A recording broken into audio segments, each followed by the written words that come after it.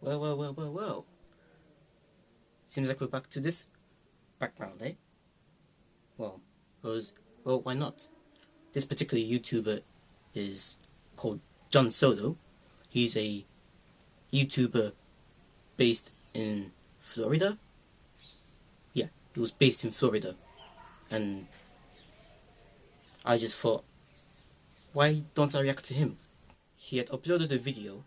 Basically, the background is that most of his videos are in a video series called Messed Up Origins. His most popular series is Disney Explained, which is self-explanatory, based on, Disney movies. Breaks down the stories that have inspired the films, which have been adapted from those stories.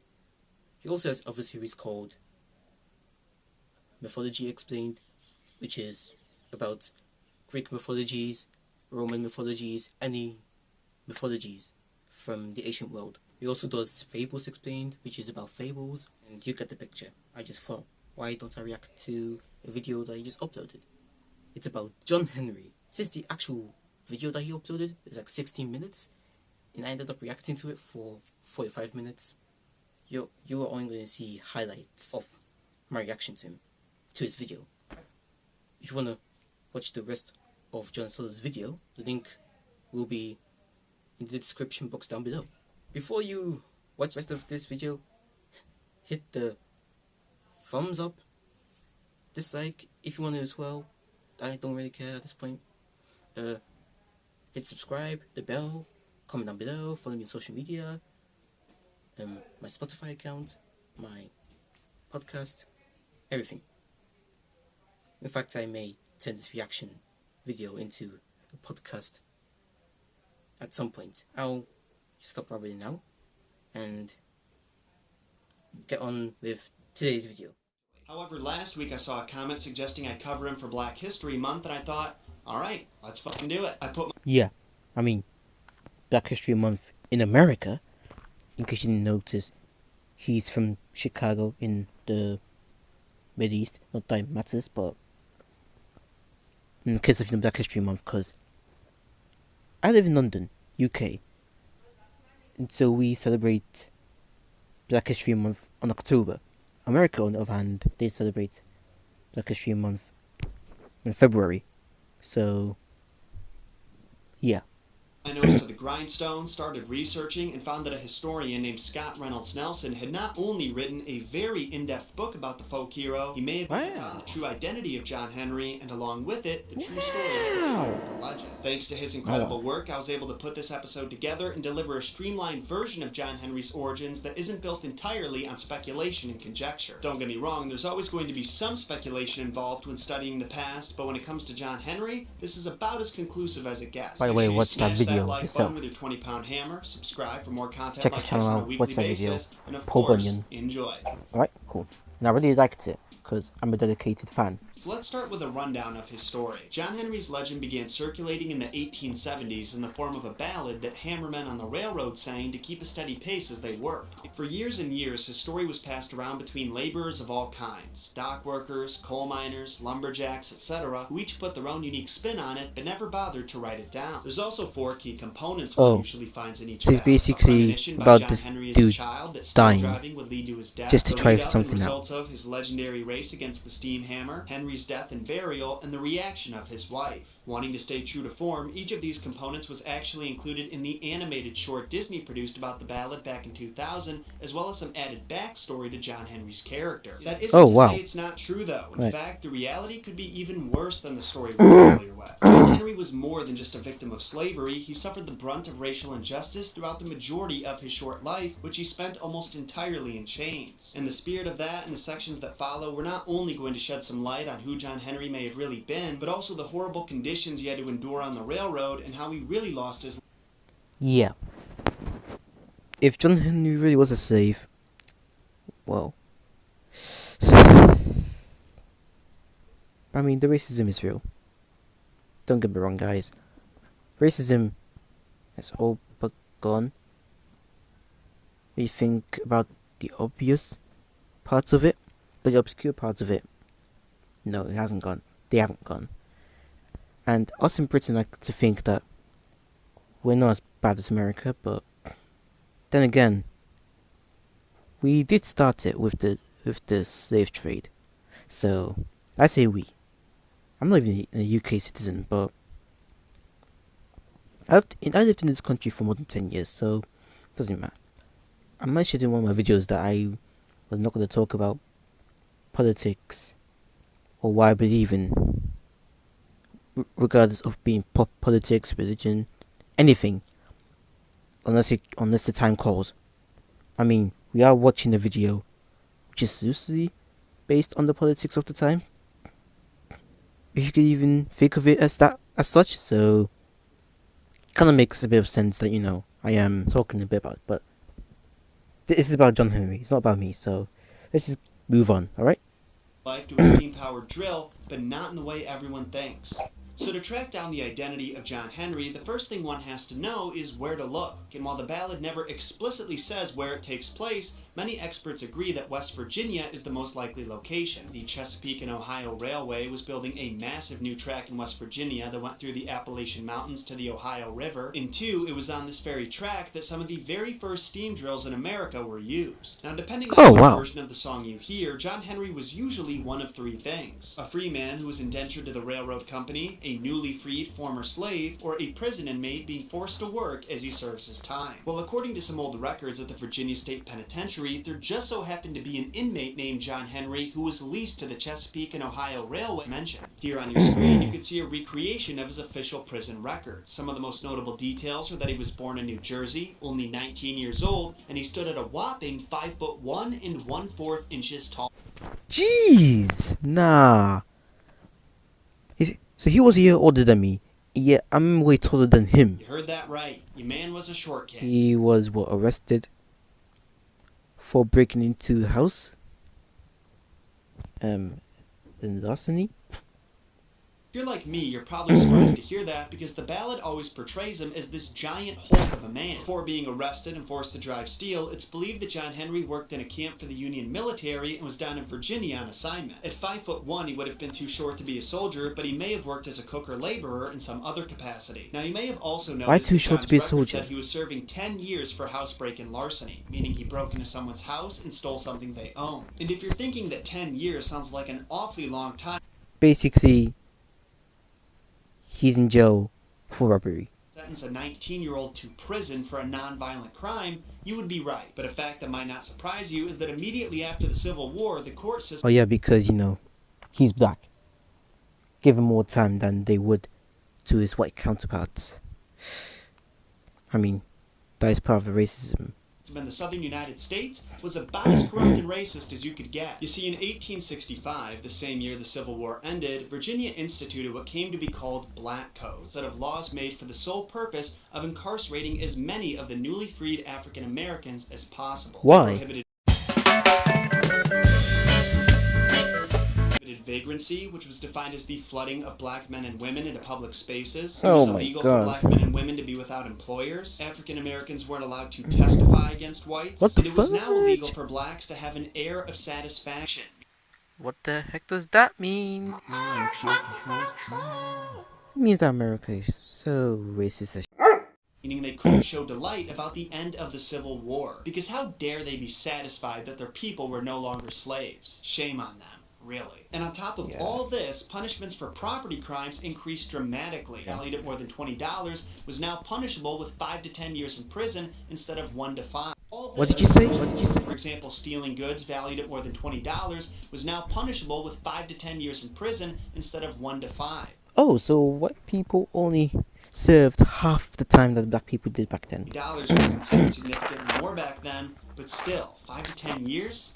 Too much. And what makes it even worse is that even though it's what he was punished for, John Henry never broke into someone's house in the dead of night and stole over $20 worth of goods. Actually, all he did was shoplift from a general store called Wiseman's Grocery. He was even sentenced for the right crime. Not only did he go to prison, he served 5 to 10 years,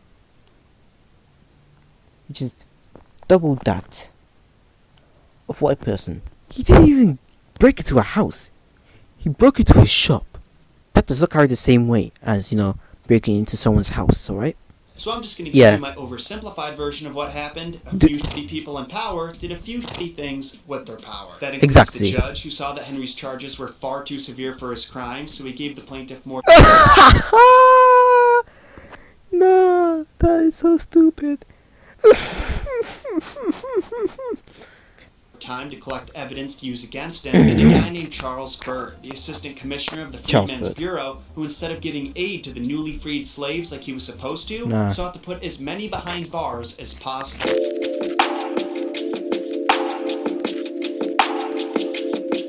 So fun fact, Charles Byrd also had severe brain damage from being shot in the head with a musket ball by one of his own men during the Civil War. The ball embedded itself 4 inches deep into Byrd's skull, damaging his frontal lobe and giving him lead poisoning. So he's definitely not the guy you want in charge of literally anything. So in November of 1866, after the 19-year-old John Henry received his sentence, he was sent to the Virginia State Penitentiary, which at the time was undergoing some major renovations at the hands of the new warden, Bertram Wardwell. And while some of Wardwell's decisions are questionable, he's one of the few people in this story I can confidently say had good intentions. He was a former ice merchant who had been held in a Confederate prison for 2 years because he supported the Union. And after his first visit to the Virginia Penitentiary, which he was to oversee, he was horrified at its condition. The living spaces were filthy, the food tasted like ass, the cells were overcrowded, and to top it all off, the prison was seriously in debt. His solution for these problems was to lease his inmates year-round to railroad contractors in the Virginia mountains. That way he could raise some money, and he would have more space in the prison to make improvements. To his credit, he made sure the conditions on the railroad were adequate too. He visited one himself and found that inmates' living quarters were cleaner than the prisons, and the food was better, so he thought he was doing something right. What he didn't expect was for efficiency and deadlines to eventually become top priorities, and for the inmates to be forced to work in incredibly deadly conditions as a result. Within the first 3 months of the program, 225 convicts were leased to the Chesapeake and Ohio Railway, and a few years later, on December 1st, 1868, at the age of 21,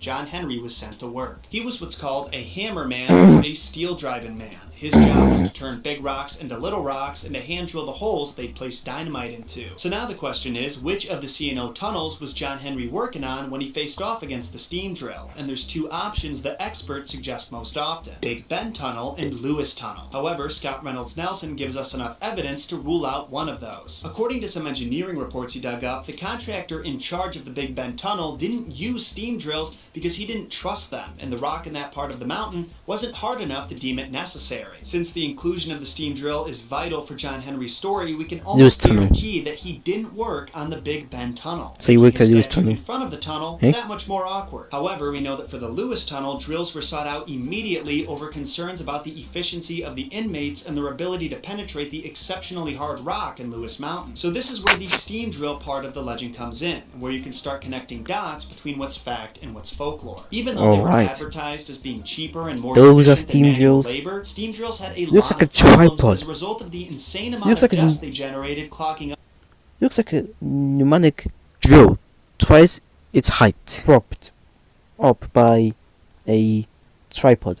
The inner workings of the machine. As a result, they would often break down, and the railway would have to send in a crew to work alongside the machine. That looks dangerous. That definitely looks dangerous. After months of dealing with malfunctions on a regular basis and deadlines approaching fast, it got to a point where the men in charge just had to face the fact that the drills weren't doing them any favors, and the rest of Lewis Tunnel was built with hammermen like John Henry. So when the ballad says Henry proved he could outwork the dreaded steam drill, it really means it. Only in reality, there wasn't a single contest to determine that. Rather, the evidence slapped them across the face repeatedly for months. It also wasn't just John Henry who proved it, it was all of the inmates who worked on the railroad. But John, the ballad also says that Henry died while defeating the steam drill. Is there any truth to that? Good question. There is, but what actually happened is even sadder, so you're going to want to brace yourself for what's next. Bloody hell.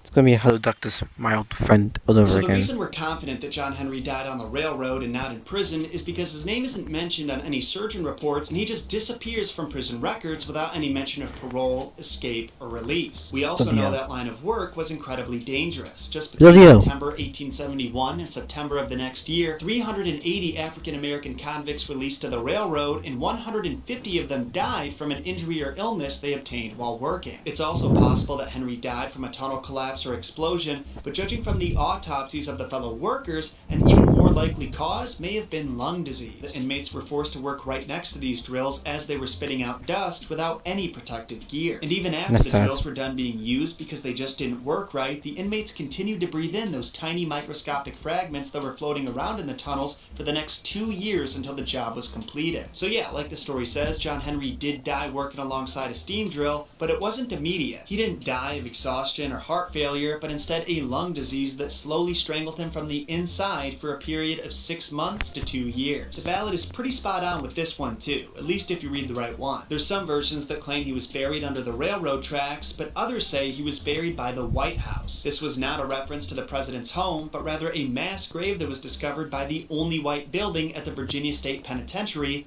the workshop. Forensic anthropologists at the Smithsonian Institution studied the 300 bodies from that grave and found that approximately 80% of them were black men in their early 20s, the exact demographic of the inmates most commonly sold to the railroad. So it's not a guarantee, but what most likely happened is that John Henry's lung disease got the best of him and he died on the construction site, then his body was shipped back to the prison and he was buried in the mass grave. For whatever reason, the guy still hammering away in the tunnel incorporated his name into their hammer songs, his story caught on, and just a few decades later, country and blues artists were recording their own renditions in the studio, immortalizing John Henry forever. I think Scott Reynolds Nelson put it best. What started as a haunting burial song became a song about many things. John Henry was appropriated to tell the story about the position of black men during Jim Crow, about the joys and pains of the life of trackliners, about the dangers of mining, about blind men robbed of their power to see, about the coming of the machine age, about nostalgia for the past, about the terrors of textile mills, about capitalism, and about the Black Power movement. It has become a story of courage and conflict with power, but it started as a tool used to dig tunnels and line track to set a pace that protected railway workers' lives. And that, my friends, was the very messed up origin of John Henry. I hope it didn't depress you too hard. Normally I like to inject some humor into these stories to offset how morbid they are, but call me crazy, it just didn't feel like the right move for this episode. Regardless, I hope you were entertained by it, learned yourself something, and got a little bit of satisfaction out of having your questions about John Henry answered. In all seriousness, I could have made this episode a lot longer than it turned out being. I left out some details that, while definitely not necessary, may have enhanced the story a bit. So if you have any remaining questions, or you just want to see a part 2 to this episode, let me know in the comments. If you like this video,